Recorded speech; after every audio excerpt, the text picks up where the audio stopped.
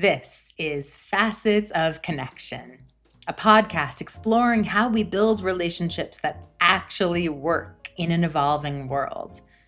I'm your host, Sarah Melissa Oswald, a relationship coach and founder of Lead Your Love Life.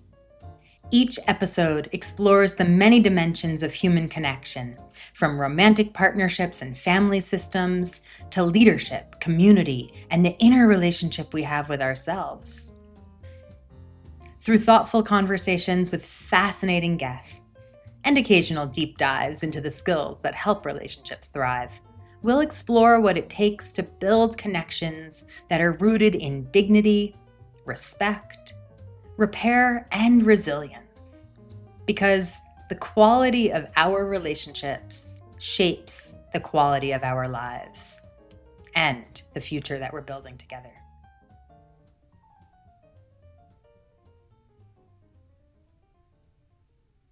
Today, I am joined by Alexander Goldman, a writer, a researcher, and a systems thinker whose work sits at the intersection of social health, technology, behavioral science, and, of course, human connection. Through his writing on the interface of us, Alexander explores how the invisible systems around us, from our digital environments to our cultural norms, shape the way that we relate to ourselves and to one another.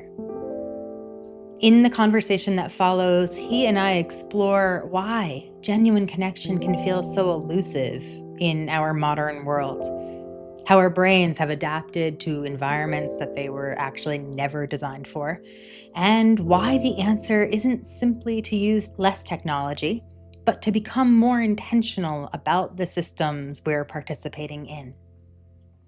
One of my favorite moments in this conversation is when Alexander offers a reframe of vulnerability. Rather than asking us to be more vulnerable, he invites us to simply practice not hiding. And I find this distinction both practical and deeply hopeful. Whether you've been thinking about your own relationships, the impact of technology on your life, or simply what it means to belong in today's world, I think you're going to find this conversation both challenging and encouraging. And so, with that, here we go. You found this podcast and said, this aligns with my work.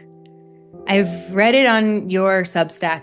You say, my personal mission is to bring more people back to a place of high social health. And I'm just curious if you could say more about that or about why this felt like a good fit for what it is that you're passionate about these days. Yeah. At this point, it's a while since I listened to some of your podcast episodes, but I remember listening to them and really resonating with them and thinking that you had this great perspective that was like both the ground level lived psychological experience of people navigating connection and also thinking about the higher level systems. And that really resonated with me. My background's game design and game theory. And so I think about social systems and human connection on a 10,000-foot view. You know, what are the games that we have to play to get by?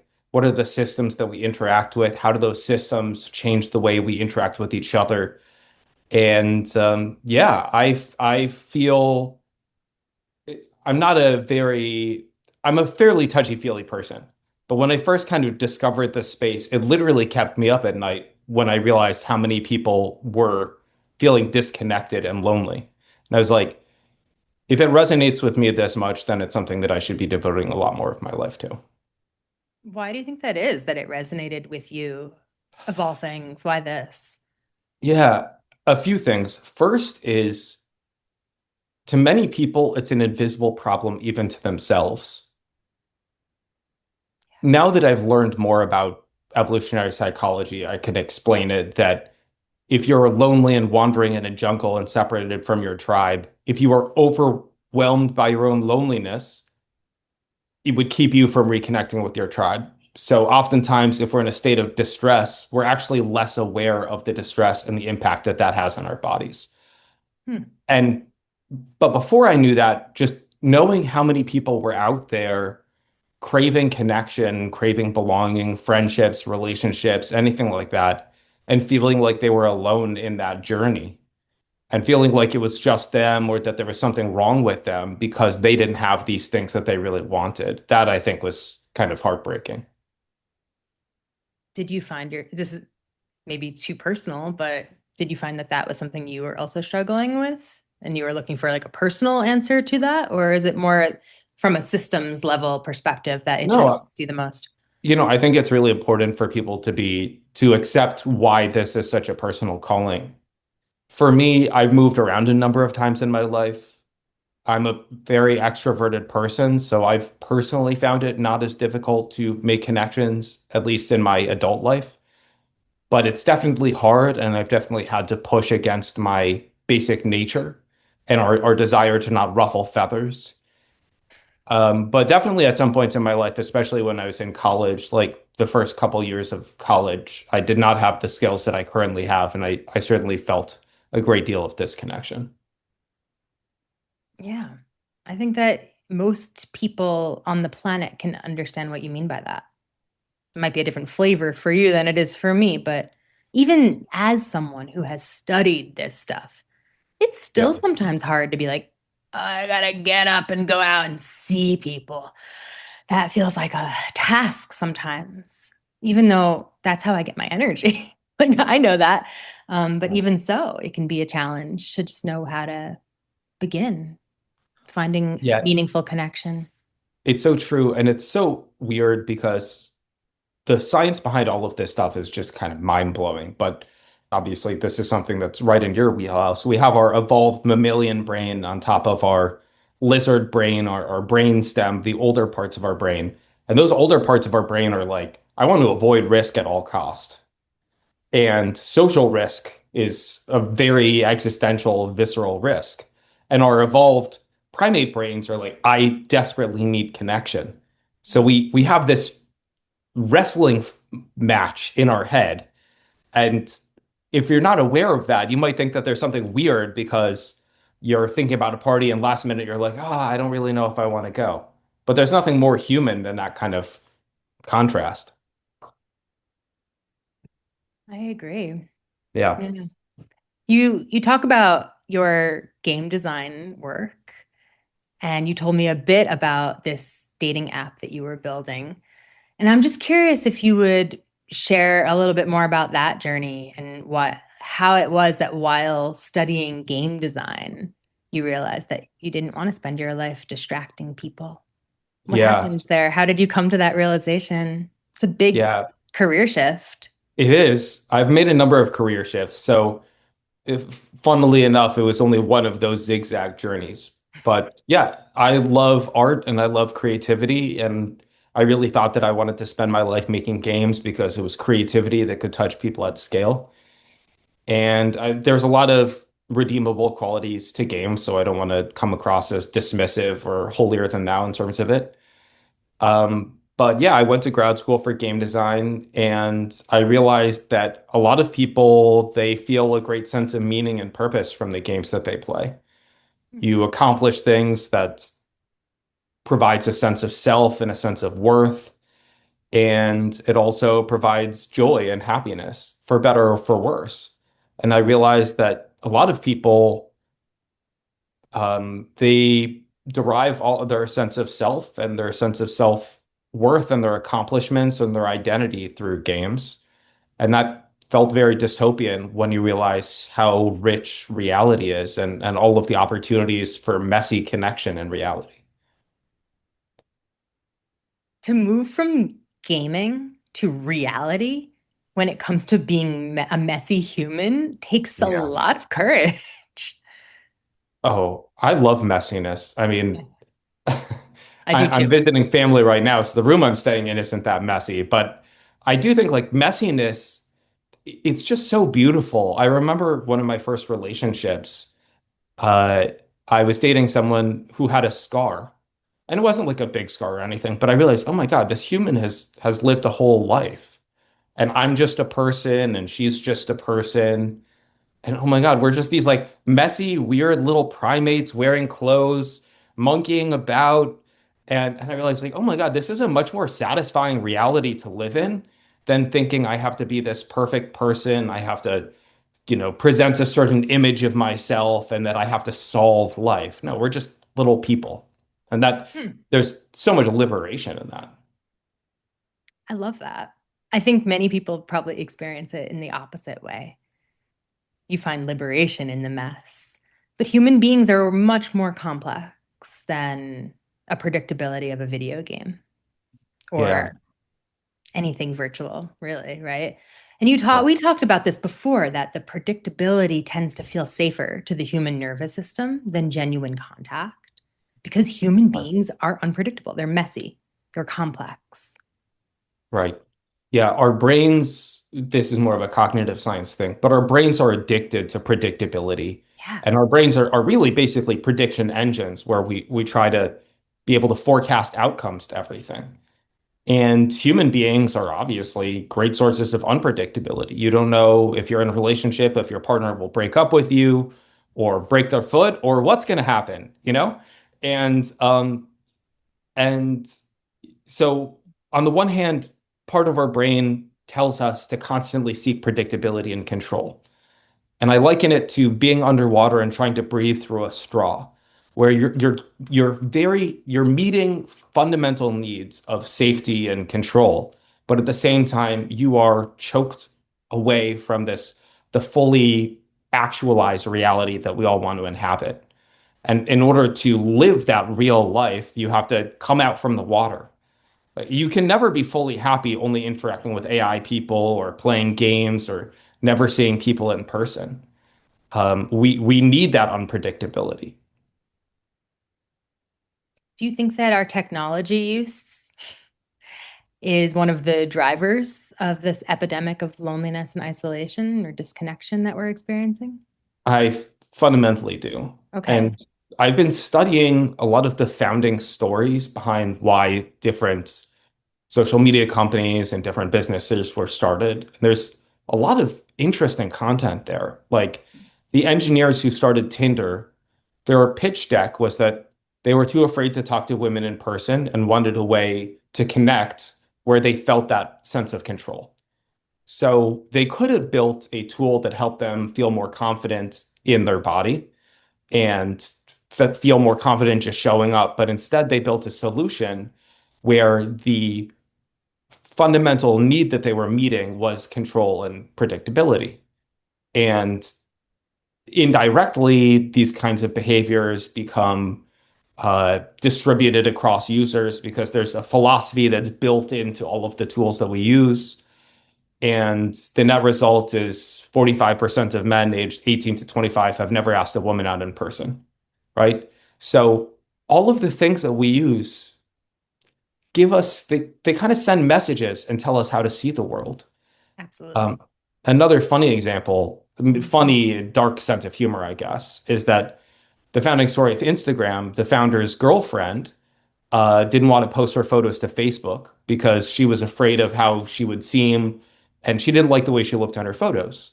So they created a filter tool set, and that was the fundamental value prop behind Instagram. And the net result is it's had this massively deleterious effect on young women who feel like they need to control their image.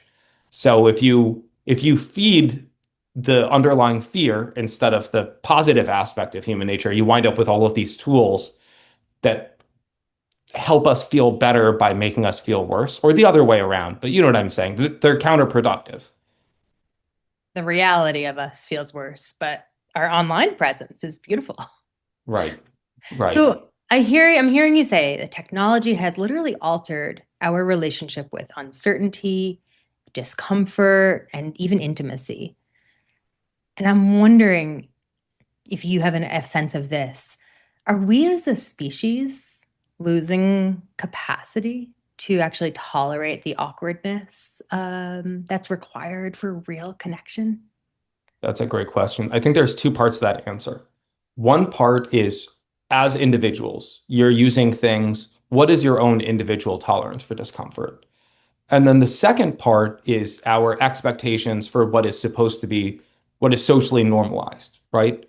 So, for instance, because our phones provide such easy distraction, you might be walking around, you might see someone that you might think is interesting. You're like, hey, let me talk to that guy. He's wearing an interesting hat. I want to know where he got it, right? But you might think, uh-oh, I'm not supposed to say that because I believe we're all supposed to be living in our own bubbles. So there's that, there are those social norms and those social games that we play where there's an expectation that everyone has a lower tolerance for discomfort. But then as individuals, everything that we do changes our brain, right? The maxim is what is it? What fires together wires together, right? So the more you step away from practicing discomfort, the scarier it becomes because your comfort with discomfort goes down. And so you have all of these people who know they want more serendipity in their lives, and the prospect of it feels very daunting. And especially for previous generations who might be accustomed to that higher serendipitous lifestyle, they might have trouble kind of wrapping their heads around how scary it can be for younger people. I am sitting right in the middle of that generational gap, right? I'm 40, almost 43 years old, so I'm one of the last of the human species that knows what it's like to live without technology the way we know it today. And I have been hosting groups for about 15 years. I bring people together. Community is my thing. And I have noticed a shift, and I'm noticing a shift in my group members and their willingness to show up to a group of people that they don't know and share vulnerable stuff. And I'm sitting with this question of how do I make it okay for them? Because I recognize that that sense of belonging is what we all need in order to heal and to face the challenges that are to come. But how do you get them to show up? 10 years ago, it wasn't as hard. Things have shifted. Younger generation, especially. Right. I think part of it is they don't realize that we should all be in love with discomfort. You Yes, know, that's and it. this That's a discomfort part of it. is, yeah, it's so gooey and weird. And if you only interact with people online, you really are an individual. And the things that happen on our nervous system level, on the nervous system level, when you're that disconnected, is threat perception goes up, the level of trust that you have in strangers goes down. You fully feel like you are alone in the world, and therefore you can't trust others. So it's about cultivating the underlying conditions that lead people to feel more comfortable with that and to trust others, and then also to challenge your own narratives and also the perception of what those shared narratives are. There's a lot to it. Yeah, it ain't easy, sister. Well, I've just been wondering what it is that people would want out of that. And my sense is a sense of belonging is essential to our well-being. Oh. But if we don't recognize discomfort as something that's maybe good for us, how would we ever get there? I think it's interesting too, because so much of the underlying technology was premised on the idea that discomfort is fundamentally bad, that the more you control your life, the better you are. Mhm. And even though that messaging isn't uh, right there out in the open, it's kind of implicit between the lines. And so if you see ads for social media or Uber Eats or anything like that, it's about how do you control your life the most and how do you access information? Whereas being a part of a group is there's something amazing that happens when you're a part of a group, when you can just like look around at a group of people and say, I trust these people enough. I don't need to show up in any particular way. I can just be me. I don't have to curate myself, control myself. And fundamentally, if you don't have that, your cortisol goes up. Your it's an elevated cortisol is like toxic to your prefrontal cortex. There's all of these like incredibly real health issues. So it's not just a lifestyle thing; it's fundamentally a health thing too. I agree with you. That's why the Surgeon General of the United States named it as an epidemic. It Right. impacts our health. That all on all levels. What I really like about you, Alexander, is that you're a systems thinker like me. But I'm very much in the day to day, on the ground with the people, figuring out what's happening here and now. And you're more zoomed out than I am these days. And so you've got this bird's eye view of our system playing out before us that we're all trapped inside of. You said to me earlier that the systems are characters in this play that we're in. And these systems at play have more lines than we do as human beings. Can you speak to that? Do you remember saying that to me? I do. I do. Yeah. Yeah.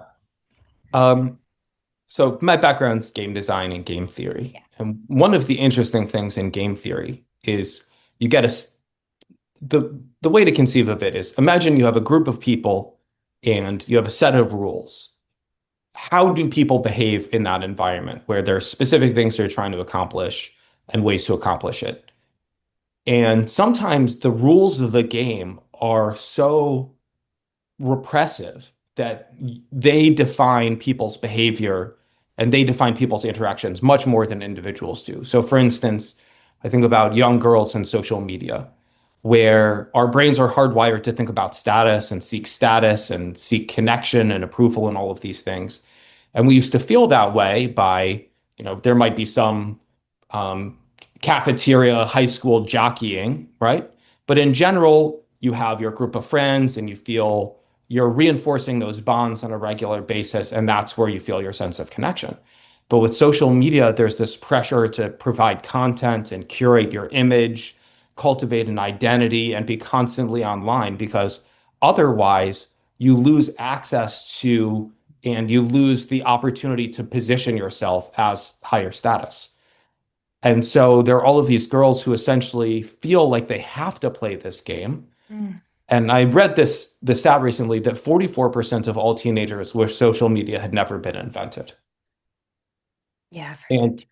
yeah, and it's staggering, right? Because a lot of the ones who use social media the most are the ones who wish it had never been invented. Because if They're nobody trapped. ever had access to social media, then they wouldn't have to be putting in this work, essentially.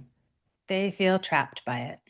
They feel trapped by it. It's essentially a game that they are Hmm. forced to play. And if you Game vanish of from their it, lives. yeah, exactly. Exactly. If they vanish from it, then they lose their social status, they lose their positioning. And yeah, I mean, it's interesting. When I moved to Austin, I was talking to a friend and he said that if you want to date, you have to have like a really developed Instagram profile so that if you meet women, you can share your profile and they can see who you are before they want to go out with you, before they decide if they want to go out with you or not. I'm like, I'm not doing that. But, I could have easily felt like I had to do it because those were the rules of the game, right? I So, suppose you could. You could feel yeah, that way. That many people exactly. probably do. And if I did do that, I'm in a relationship now, but it would have been much easier to find one because that's where Easier. my credentials would have been, basically. Uh-huh. As you were telling me this story of high schoolers at the cafeteria, and I imagined myself in high school and I pictured my group of friends around me. And that group gave me a sense of safety moment by moment. And without that, if all interactions are on social media, you don't have that sense of safety with your people. You're one on your own out there. I think that it's fascinating. We think it's so obvious that we each have our own profile on social media. Like that seems so intuitive, right? But that also has a built-in philosophy that it's just us and the world is its own thing, you know? And if you think about, when I was growing up and I would get together with a group of friends, I wouldn't be thinking about, what's the story of my life that I want to tell in this encounter, if I was going to post something to social media, right? It's just me belonging with friends, playing games or going out or going to a party or anything like that. You don't, you're not hyper fixated on your own identity. And that's the other thing that social media does is it reinforces the parts of our brain that fixate on ourselves. So we become so much more anxious about our own identity and our own interest and our own safety. And if you're only focused on your own safety, you can't help other people feel safe. And that's what we really need. The more we focus on other people's safety, the safer we feel. And so if you're only focusing on yourself, you're never going to feel safe. Nobody's ever going to feel safe. Okay, great. I mean, I'm with you. It's a very sad picture that you're painting, and I see it. So here's the question then. How do we become more conscious participants rather than these passive recipients of social media? Yeah. So I think Whether there's it's two on things. social media or just out in the world. Yeah. I think I compare it to sugar, right? We all know sugar is okay for you in limited quantity, but nobody is like, my entire diet is sugar. Whereas like a lot of young women, they spend 5.5 hours a day on social media. I've So the heard first these thing numbers. is we know that our desire for sugar is like a biological thing. And we need some kind of self-concept that our desire for stimulation and novelty in social media, that's also just a biological thing. And we should stop thinking about that as us, right? Like if you compulsively pick up your phone, which we all do many times a day, you shouldn't be like, oh, I picked up my phone for a reason. Let me scroll on Instagram or whatever because I must have picked up my phone for a reason. No, we can just be aware that some parts of our brain go on autopilot sometimes. Um, and then just taking little opportunities every day to reflect on our own values and how to live those out and making little decisions every day, find how much time you spend on your phone every day and see if you can cut that down by 5 or 10 minutes a day or a week or anything, and just start exerting control and agency over your own life. So are you saying that we should not identify with that automatic part of our brain that reaches for the phone or even knows how to find Instagram with my finger? My finger knows that without my brain saying, "Oh, you should check Instagram," right? My Totally. finger knows it. Totally. So are you saying we should not identify with that part of our brain? That In the that's same not way, us? what's fascinating is the part of our brain that feels loneliness. Loneliness is There's a lot going on in the brain when you feel lonely, but it's much more akin to a sensation like hunger or thirst than it is to an emotion because there's all of these physiological things in your body. It's not just an emotion. It's a Um, cue. it's a cue, yeah. And if we feel hungry, we don't think, oh, there's something about my essence that's hungry. My inner self is hungry. No, it's just a body thing. Mm. And you know what's going on in your brain. But the same is true when you feel compelled to pick up your phone. It's just an impulse, you know? Huh. And so, from that framework, loneliness and the cues of it in our body Yeah. is an impulse for finding our people. Yeah, when you feel lonely, your brain perceives it as unsafeness. That's You right. fundamentally cannot We feel are. lonely and safe at the same time. You cannot be out of the tribe and still be safe. So Correct. those are old parts of our brain that you referenced earlier. Yeah. Just part of our biology. People have that biological response to loneliness. Oh, I feel that lonely thing. Let me go on Instagram, see some people I know. How is that not serving me? How is that not the way that I need to get this itch scratched? Well, in so many different ways.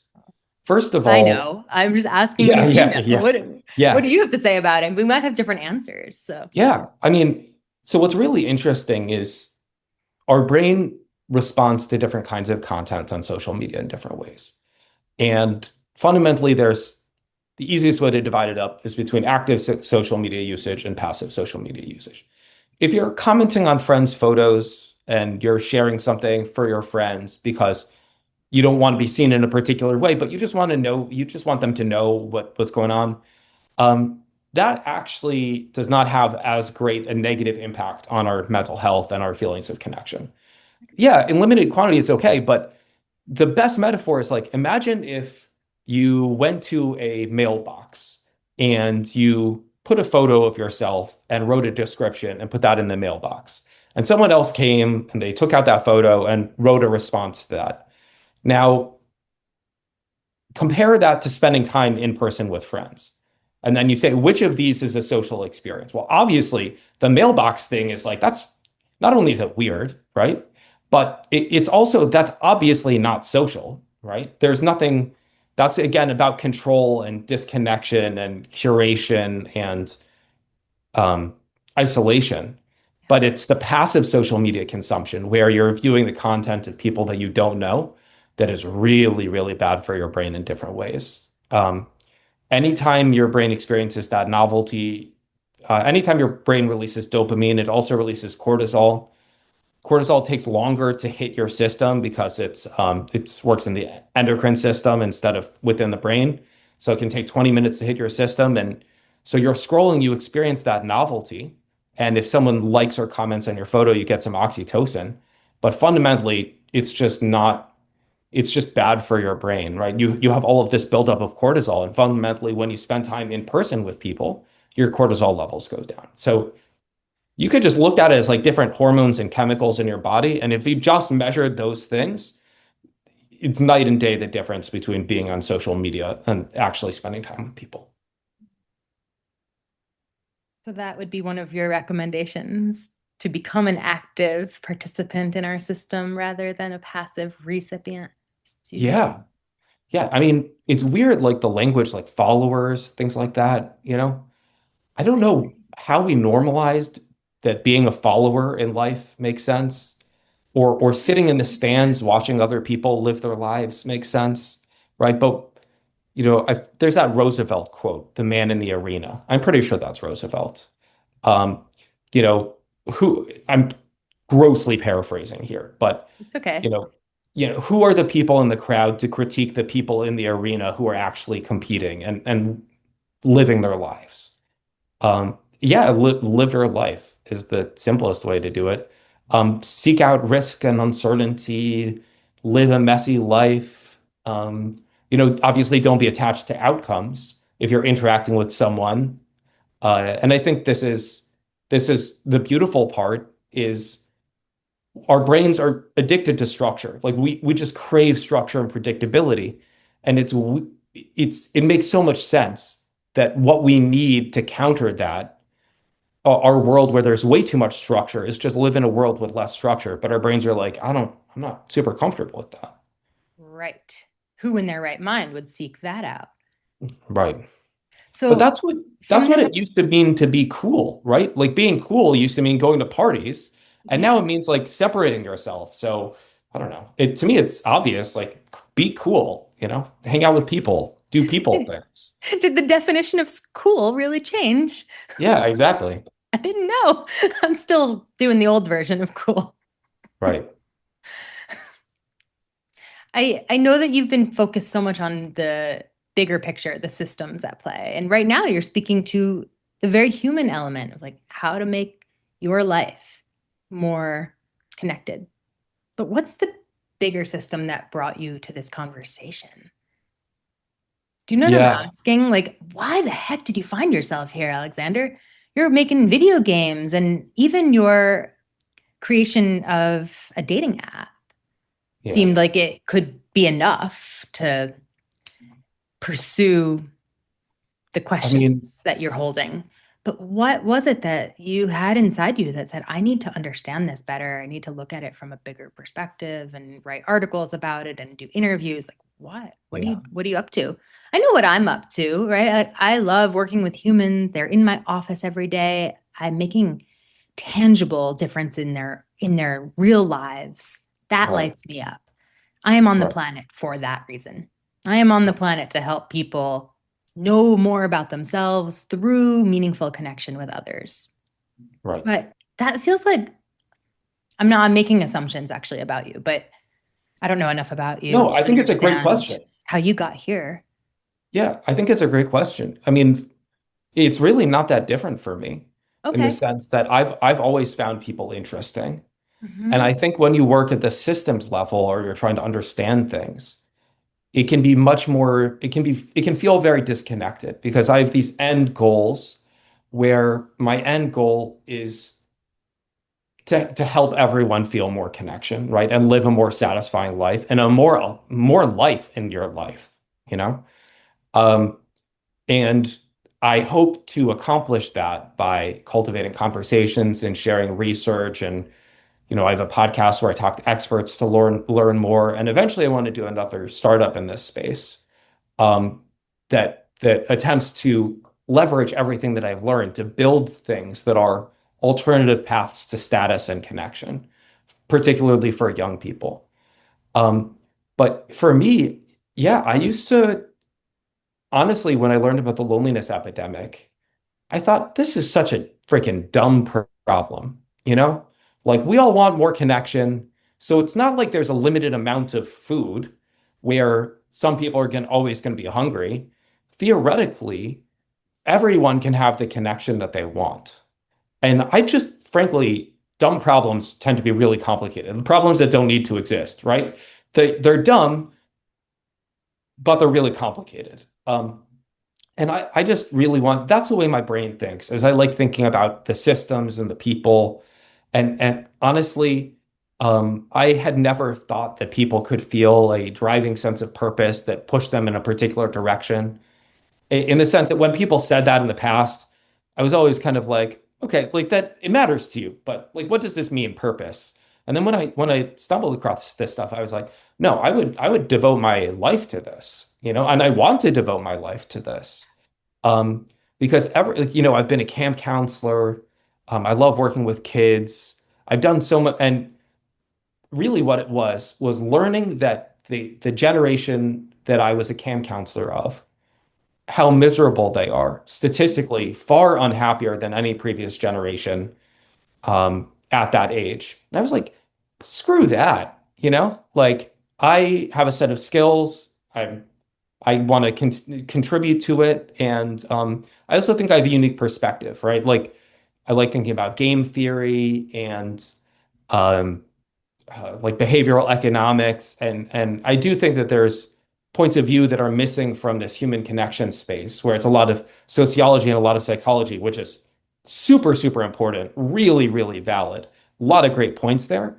But if we don't nail the branding and we don't understand how to like transition this to action, then I think it's almost like language around climate change, where when climate change became a big issue, it resonated with a lot of people and that drove action. But for other people, they might have felt that the language was more threatening or a bit didactic and less applicable to their day-to-day life. And that created a rift. And I think that we have the opportunity to nail this. And I hope to be a part of that. Sorry, I feel like I went on for a while. That's great. Well, it tells me a few things about you. For one, I think we have a lot more in common than I initially realized. Two, I want to be part of building whatever the heck you're up to. Yeah. And I love that you're thinking about this from like a business lens. Yeah. How do we nail the branding for this new world order of connection that we need in order to survive as a human species? We've got to get the branding right, or else we're going to lose this whole new generation of people. Got it. It makes so much sense, right? Like loneliness, right? Um, you know, uh, there's a push to transition to talking about social health instead of loneliness. Makes a ton of sense. Our brains are hardwired to fear loneliness and fear being seen as lonely. So Right. talking There's a about the loneliness, stigma yeah, with and it's like loneliness. hardwired in us, right? Yeah. So the whole talking about this loneliness epidemic, it's interesting because increasing awareness in certain ways can be counterproductive because it can lead people to crystallize a view where they're like, oh, I don't want to talk about that. And like it's important if you're in the know and you're like, yeah, let's chat loneliness epidemic, then you're like, okay, I know what we're talking about. But other people are like deathly afraid of being seen as not having enough social connection in their lives. So it is fundamentally a branding problem. Like, how do you reframe? And I think that is the fundamental underlying problem. How do you shift it such that being seen pursuing connection and taking social risks is seen as high status and desirable instead of weakness and neediness, right? I Because, love that. confidence has always been sexy and interesting. And somewhere along the way, we lost the message. But when you lose the message, when you like uncouple these things that are fundamentally should be intertwined in the human experience, like confidence and status and risk taking and, you know, extroversion and all of these things, then, you know, social order tends to fray a bit. Yeah. I was again thinking about that teenager in the cafeteria.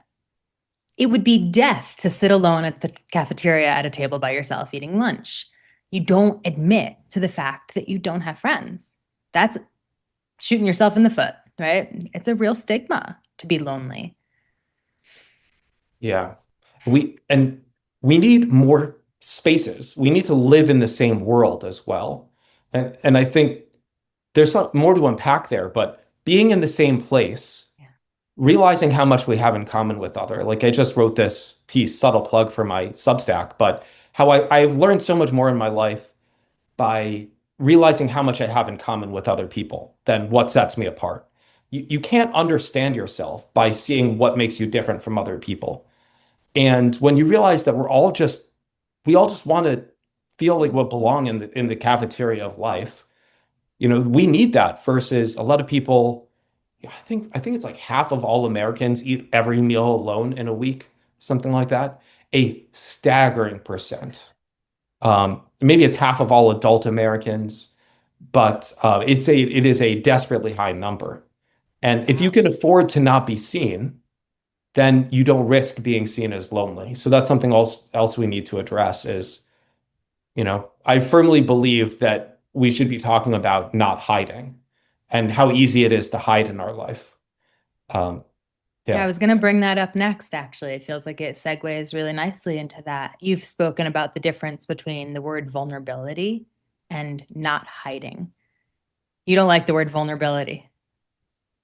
Yeah, I think I like the idea behind it, but fundamentally, a vulnerability is a weakness, right? It is like definitionally a weakness. And the framing of of being vulnerable is okay, let me be weak with you. Mm. And people, again, we're hardwired to not want to seem weak and not to Hmm. want to be weak and to want to be strong. And Hmm. so there is a part of our brain that says, when we hear that concept of being vulnerable, oh God, no, I don't want that. I don't want to be seen as weak. And this is where the game theory comes in and the social rules and reprogramming those rules, because the framing I like is not hiding. We all experience emotions, and emotions fundamentally connect our inner values and our lived experience and tell us how to act, right? If you're angry about something, that anger is driving you toward action, right? And so for me, it's just not hiding, showing up, letting yourself be seen, not trying to, you don't have to like cry at a movie if you're a manly man, right? It just means, if you see a puppy abandoned on the side of the road and you feel sad, that sadness isn't weakness. That sadness is strength because it is driving you toward action That's to right. take that puppy, bring it to the pound, figure out whose puppy it is, right? Mm. It's fundamentally, if you let yourself get bowled over by emotions, that can be a form of weakness. But just showing up and being in touch with yourself, that's essential to driving you to be an effective person. That's right. That's a form of strength to be in touch with oneself. That takes a lot of courage and strength to know what's happening inside oneself. Yeah, as So, opposed to fearing your inner world. Yeah. yeah, for sure. It's much easier to stay in fear, maybe. But how might we rethink strength in our culture that often equates emotional openness with weakness? How do Yeah, we redefine that? I think it's little things, really. I think the the whole manosphere thing, I think, is fascinating, right? Because it goes back to that idea that when people are stressed, they need to understand the world more. They need more rules and structure and predictability. There needs to be strict explanations for things. Whose fault is it? All of these things, right? And like that's what social media does to us is it makes us feel like we need more structure. And it's just helping people one on one just feel like they can step back from that world. Um, and I think that there's a lot of reprogramming that we have to do. I mean, there's so much that has to go on in the field of education, teaching people these skills at a reasonable age and framing it Agree. as fundamental literacy, right? Like you need to understand your inner world because that drives you to live the life that makes sense. And I do think that there's a lot of messaging that we need to do. Like public service announcements are really interesting because I think in many ways they can drive action. But the more that I've been studying marketing and advertising recently. And what's fascinating is the most effective advertising and marketing uses indirect messaging rather than direct messaging, right? Like if you see an ad for a cruise ship, the ad doesn't say you're sad and miserable, you need a cruise, right? It says, oh, you've worked hard, you deserve a cruise. And I think we need to employ a lot more indirect messaging to reframe masculinity in the right ways and to help people feel confident and comfortable in that world. Um, and Hollywood can help with that. But I think it's just everywhere. Like if I'm an older brother, like modeling that for my younger brother, if I was a Mm. parent, modeling that for my kids, all of that's important. What would be the indirect marketing message you would give to our population?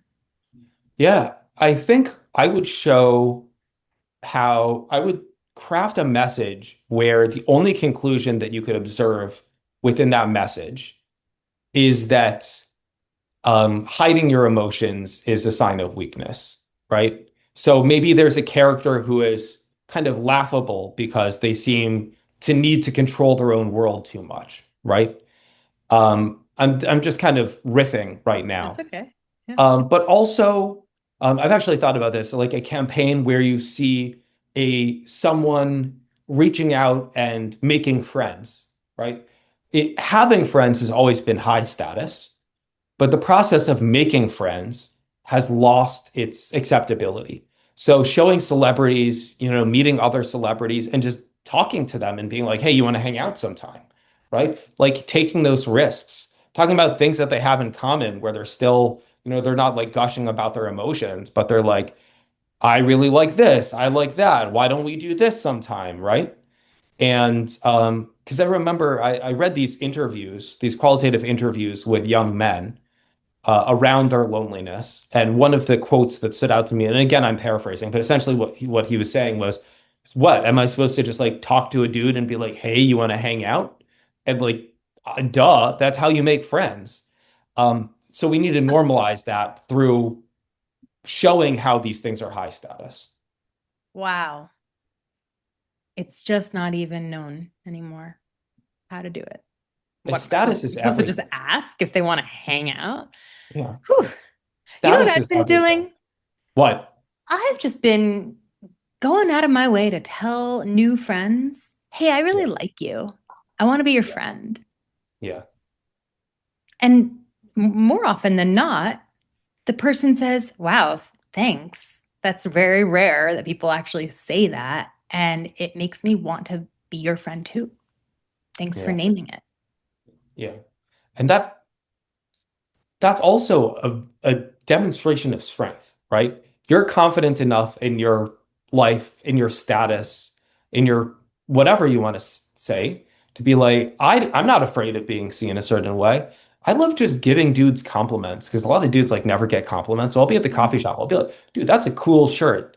And oftentimes guys are like, wow, thank you.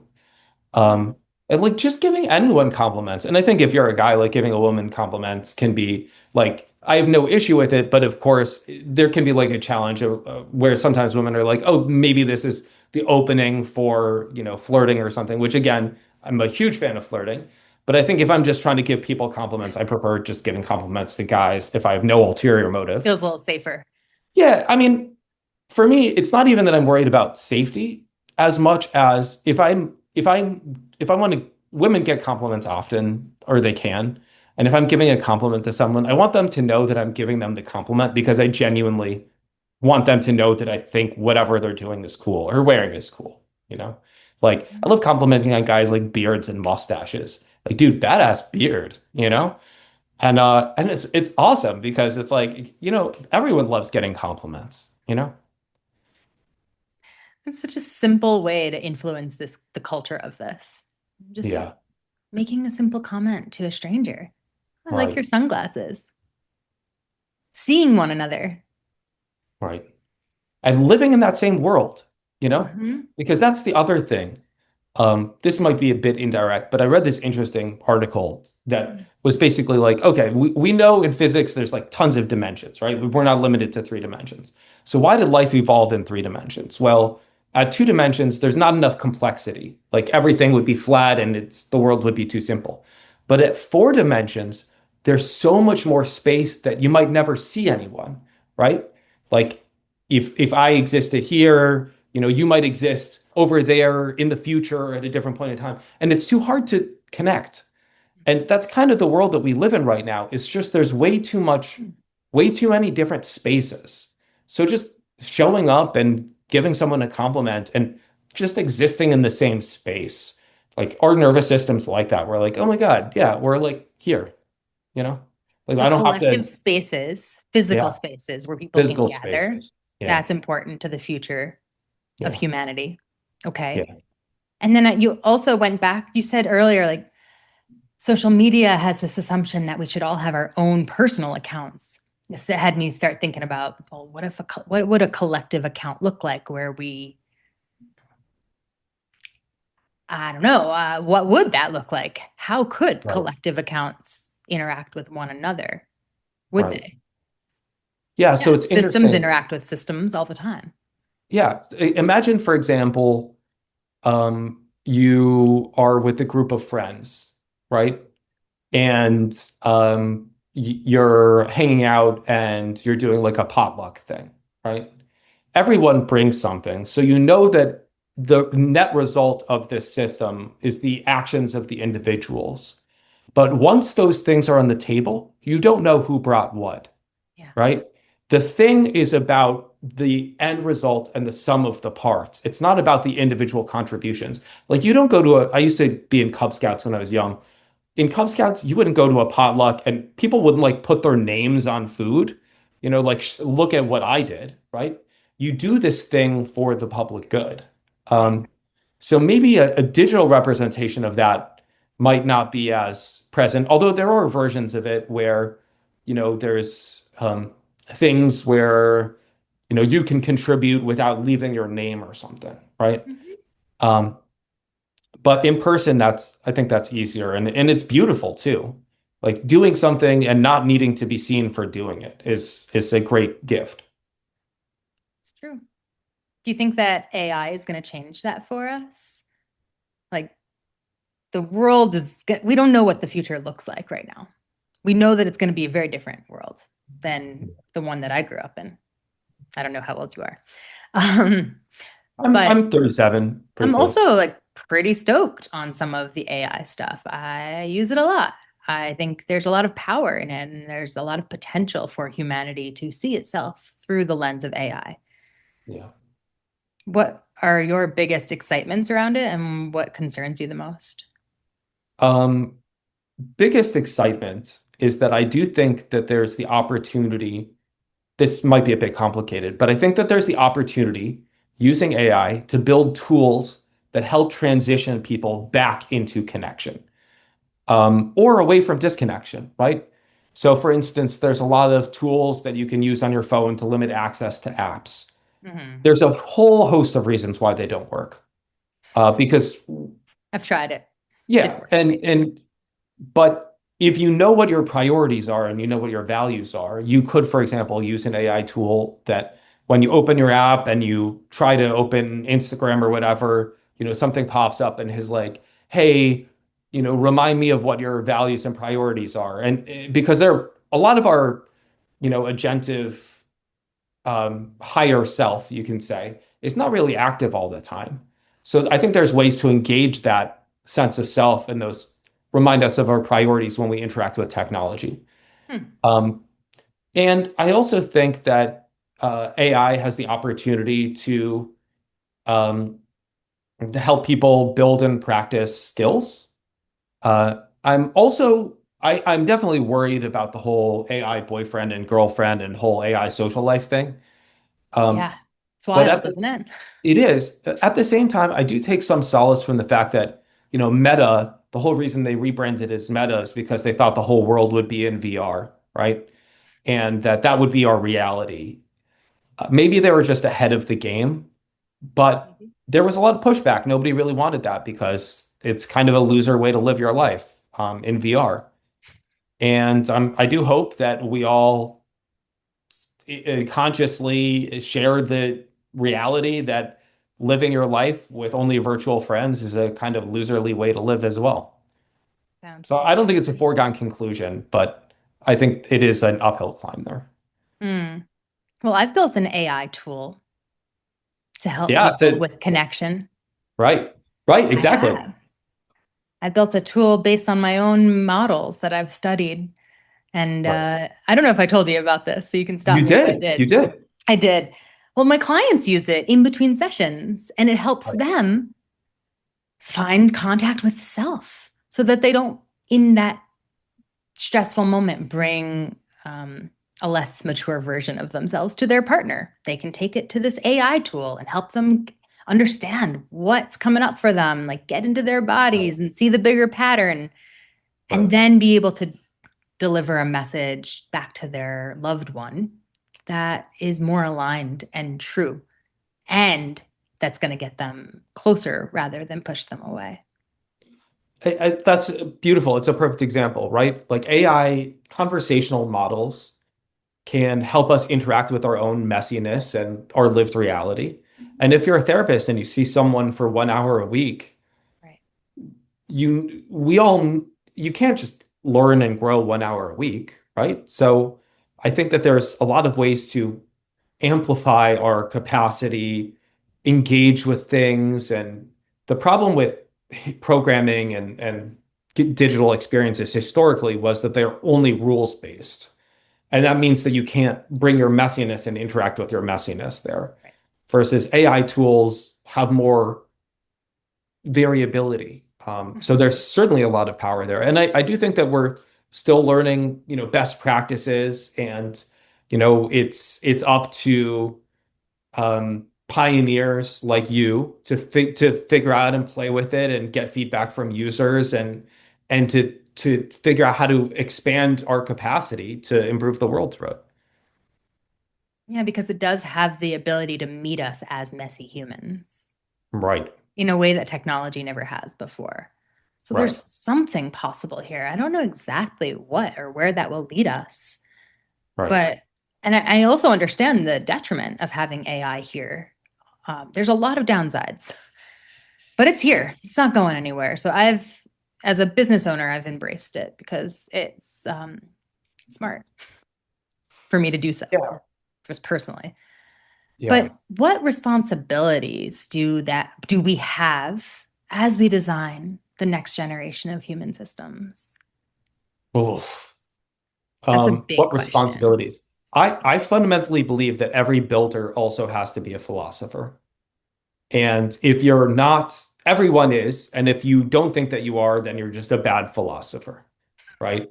Like you wind up building a Tinder or a dating app that leads to people reinforcing the fears that you sought to assuage by building whatever you built. And so I think the first fundamental responsibility is you have to study and really ground your idea and what you build in science and in an understanding of things. I think the whole story of modern humanity is that our capacity and the power of our tools constantly outstrips our intelligence and wisdom, right? So we just we you if we can build really damaging things. I mean, there are people out there that are building AI girlfriends and AI boyfriends, right? And that's a perfect example of someone who has way more capacity than they have wisdom. And whatever they're just bad philosophers, right? Um, and then I think the second part of that is to actually play out the thing that you're making, which is do research with users. I mean, I'm professionally a user researcher. That's what I spend all day doing and thinking about. Um, and actually figure out how what you're building is going to impact people. Um, and trying to anticipate the negative outcomes and design around those. Um, and it's expensive in a way because you can make a lot of money with doing dumb things. But invariably, I don't think those systems are fundamentally sustainable. Mm. because, for instance, there's all of these lawsuits out right now where Meta and Google have lost lawsuits because of social media being addictive, because they've designed things with infinite scroll and all of these, recommendations, personalized algorithms, all of these things. And I do think in the end, it's going to hit the market caps of these companies and they're going to take a step back. And long-term business prospects of doing things the right way, I think, is better. Always. That's not really where we are as a culture right now, though. No, and I do hope that, at one point in time as a professional futurist, so I worked at a think tank to try to understand how emerging technology would impact us. We just need far more of that as well, where we need louder voices and stronger voices and experts that when things are coming out and when things are new, helping establish and build a culture around that.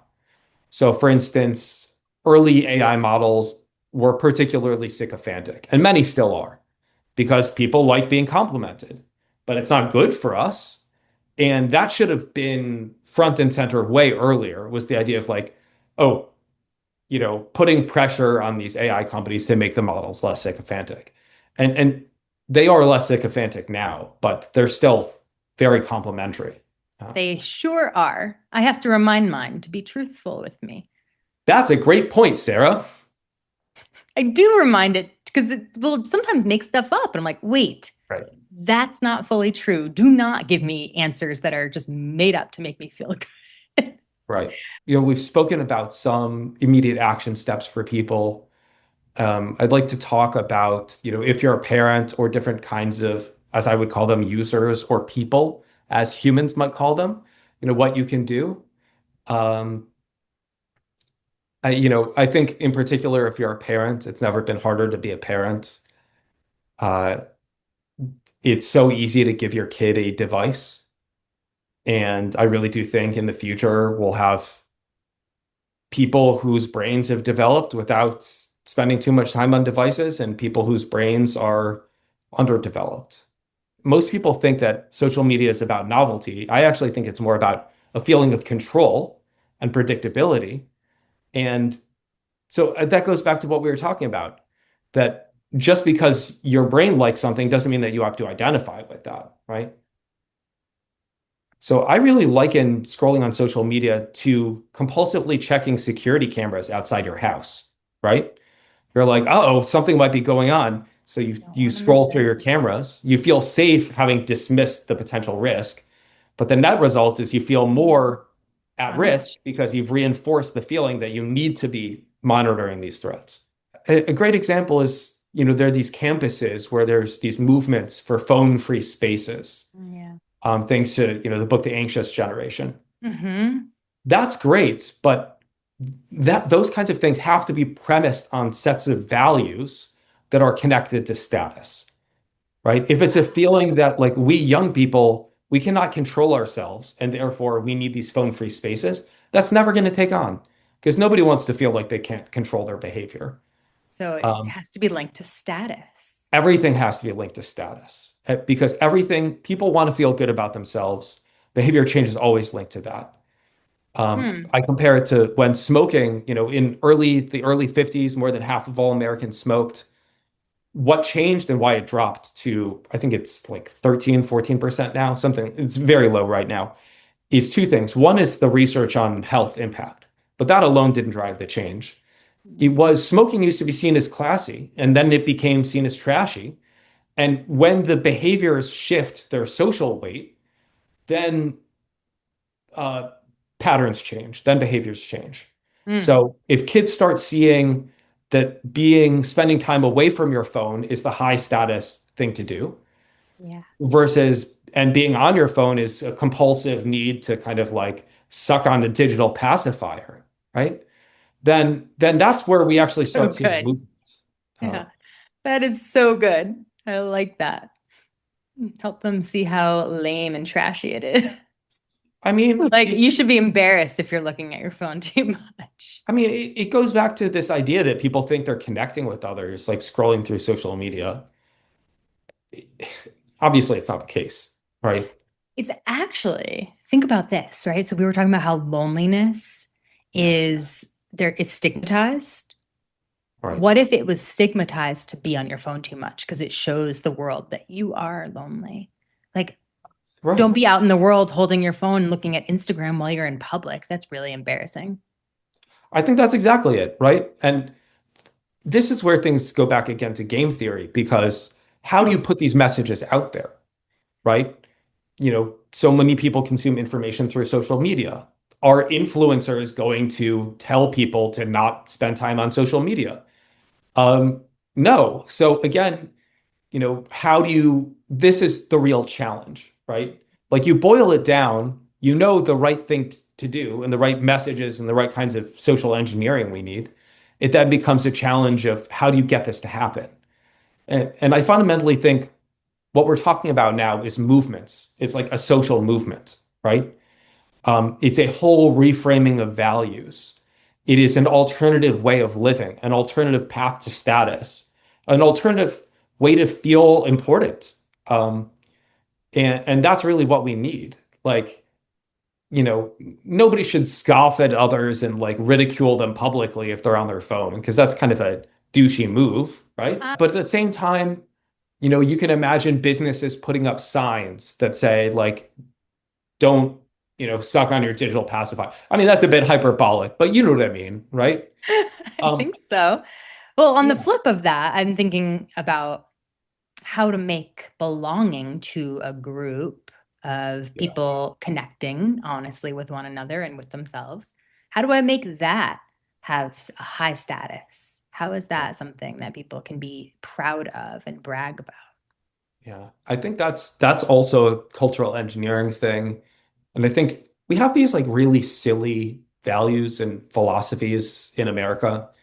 I'm very pro-American and very pro 90% of what this country does. But the whole idea of going it alone and this rugged individualism, first of all, the whole idea of pulling yourself up by your bootstraps, that phrase initially meant to do something impossible on your own because you can't pull yourself up by your bootstraps. That's right. Yeah, and we are fundamentally social creatures. So I think about someone who thinks that they need to go it alone as someone who is too afraid of being a human being to actually be able to tolerate the uncertainty and messiness of connecting with others, right? Mhm. Like trying to go it alone is actually a sign of weakness. It's not a sign of strength because you are happier and you can accomplish more if you are in a state of connection, right? So those are the messages that we need, that really, again, the path to status and the way people should want to be seen is where they feel a sense of belonging. Going to the same events again and again. And we also need education around that because a lot of people fundamentally don't understand that to make friends requires persistent effort. They think like things like Meetup, I think, are really interesting because there's a lot of value there. But a lot of these apps try to solve for serendipity, where you are making a chance encounter. Um, I don't know if you've read the book, The Art of Gathering, which is I'm familiar with it. okay, it's Absolutely. Priya Parker. amazing, but it says like you need closed containers as well, right? You need to invest in a community. So I think people also need to learn about that. And That it takes time, numerous it takes time. encounters to build a real friendship. Yeah, it takes time. So sign up for classes, improv classes, be more active in your religious group. I think improv classes are honestly the best because, you know, they can be a bit silly, so they can be hard to make some kinds of connections there. But yeah, any kind of class, any kind of club, anything, but something that requires a membership is a much better idea. Anything that is a one-off thing, we it's so funny. We like to think that we can show up and evaluate a group and decide whether it's worth investing in, but you can't, right? There's this research that says you need to spend 90 hours with someone to become a true friend, which I think that might be a bit on the high side, but yeah, you need to invest in it. You can't just show up and say like, "Can we be friends?" Right? It's trust, it's effort, it's all of these beautiful, messy things. So a membership model where the same people come back month after month and have the Yeah. chance to deepen in relationship with one another, that's Yeah. going to be more successful than a one-off event. Yes, 100%. Mhm. And at the same time, I think that status has been missing from some of the equations there, where oftentimes people assume that if they're going to an event or something like that, if anyone is invited, then they're just going to meet lonely people. So there can be a friction there and kind of the opposite, a repulsion of kinds. So we need to create groups where there is some level of exclusivity, where people feel like it's worth investing in. And exclusivity doesn't have to be financial, right? But shared identity, shared belonging, and you can't just show up and be a member of it, right? It's and the funny thing is, I guess this is how cults start, right? Like everyone wants to belong to something. You're like, oh, you do this, you Yeah, can they get to the next do. level. I'm not recommending cults, obviously. But at the same time, I do think it's like we need to feel like we want to belong to something and that the thing that we want to belong to is worth belonging to. I'm thinking about the group that I host of couples, and there are bars that people have to meet in order to get accepted in. They can't be having a major trauma happening in their partnership, right? They can't be in the middle of an affair. They have to be at a certain level relationally to be accepted into this group. And that way, everyone who comes knows that there's a status here. Not just status, but the people who are here are going to be focused on similar things that I am. Right. And we're all going to grow to the next level together. Right. And I'm sure in the group, there's this shared understanding that that doesn't happen right away. That the more you invest and the more time you spend in the group, the more you get out of it, the more you feel seen, the deeper the perspectives that you get from other couples. Yes. And so that itself creates this kind of maybe not a ritual, but this shared understanding of what this thing is. Mhm. Versus with something like Meetup, where anyone can show up, and therefore it's harder to believe in this structure of the container. Mhm. Um, for a long time in the like latter half of the 20th century, I think in America, we really developed in 21st century, we started believing more and more that we didn't need structure in our lives, that structure was generally a restrictive thing, that we would benefit from fewer rules, and that the more individual we were, the happier we would be. And I really do think that the more we learn about human nature, the more we realize that structure can be liberating, right? Showing up as a member in this group where you have responsibility, that responsibility is liberating. If you have no responsibility, you can feel no belonging. That's right. So it gives one liberty to Yeah. have belonging and responsibility and Yeah. structure. If there's no loss or no cost to you not showing up, you Mhm. can't, there's no real belonging that comes from it, right? Um, I think that's what makes family such a beautiful thing, right? You're in it for the long run. It's, your parent, if it's your parent-child relationship, right? As a child, you feel that safety and security, knowing that your parents will always be there for you, right? Like we're hardwired to value those investments as well. We And are. we need that in our lives as well. It's not just, ephemeral connections. It's that stability that comes from shared investment. And that takes time to build. Yeah. Hmm. I love your perspective on all of this, Alexander. How Um, can our listeners stay in touch with you or learn more yeah, about what you're up to? totally. So I have a Substack, Yeah. interfaceofus.substack.com. And I you will can put go that on. in the show notes. Awesome. Awesome. Yeah, so I write about the intersection of all of these things, game theory, cognitive neuroscience, behavioral economics, and I try to make it accessible, and fun and interesting. And I also have a podcast that you can also access through the same Substack. Is there anything else that you would want to leave our listeners with? Anything else that you would hope people understand about systems or the systems at play that are keeping us apart? If you're interested in books on the subject, The Status Game I've been reading recently. It's a great book on it to help you understand the importance of status. The Anxious Generation is amazing. I'm just trying to think of my favorite books to plug. Social Health, I forget the name of the book, but I know the author, which I feel really guilty about. So I think it's called Social Health, the Art and Science of Connection. It's an amazing book as well. You Um, forget the author of that one. I'll see yeah, if I can find it and pop it into the cool. show notes. Yeah. Yeah. And also The Art of Gathering is amazing. Yes. Yeah, I'm a big so fan of Priya Parker. oh, so good, so good. I did this research recently on the role of the loneliness epidemic in politics. Did you know that lonely people are 7 times more likely to volunteer for political causes and 6 times less likely to volunteer for non-political causes? And they are also far more likely to vote in the extremes. And it's Ah, because, yeah, so it's just like political polarization. So many problems that we face as a society fundamentally are driven by the loneliness epidemic that we wouldn't even think about it, right? Um, like if we can solve this, this is like a foundational problem, and we can fix a lot of things through it. well, at its core, it's also responsible for why we're so divided, Oh yeah, so yeah, extreme, yeah. because I we're mean, not actually people, talking to each other and seeing that, oh, we actually do have more in common than we have differences.